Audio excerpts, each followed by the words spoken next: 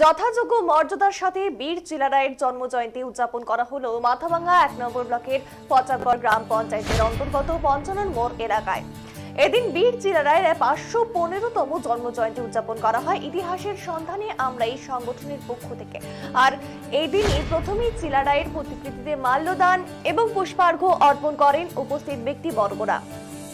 এরপর বিশিষ্ট পঞ্চানন অনুরাগী গিরীন্দ্রনাথ বর্মন, সঞ্জয় বিশ্বাস, অতুল দাস সহ অন্যান্যরা এবং গিরীন্দ্রনাথ বর্মন বলেন, এদিন ইতিহাসের সন্ধানে আমরা এই সংগঠনের পক্ষ থেকে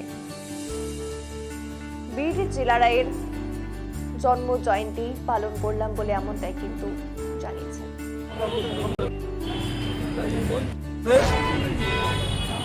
কিছু মানুষ যারা ইতিহাস প্রেমী মানুষ, তারা ইতিহাসের সন্ধানে আমরা এই নামকরণ দিয়ে আজকে ভারত বিখ্যাত, পৃথিবী বিখ্যাত গেরিলা যুদ্ধের নায়ক আমাদের কুচবিহার রাজ্যের বীর চিলারায়ের ৫১৫তম জন্মদিন আড়ম্বরপূর্ণভাবে এখানে তারা উদযাপন করলেন।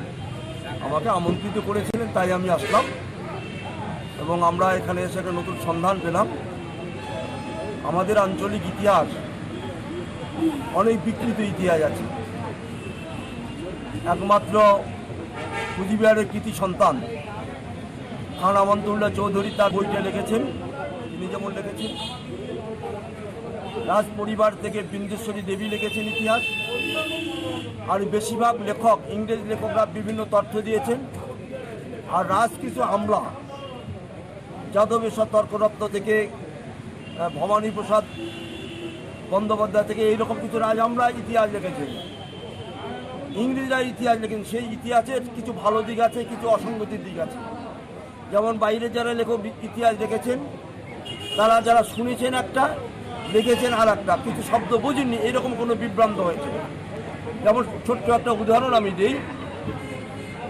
এই রাজ্যের নামকরণ কুচবিহার নিয়ে ইংরেজ দুজন পর্যটক স্টিফেন কেসিলা, রাফল ফিস সর্বপ্রথম তারা লিখেছিলেন এই রাজ্যের নাম কোচ।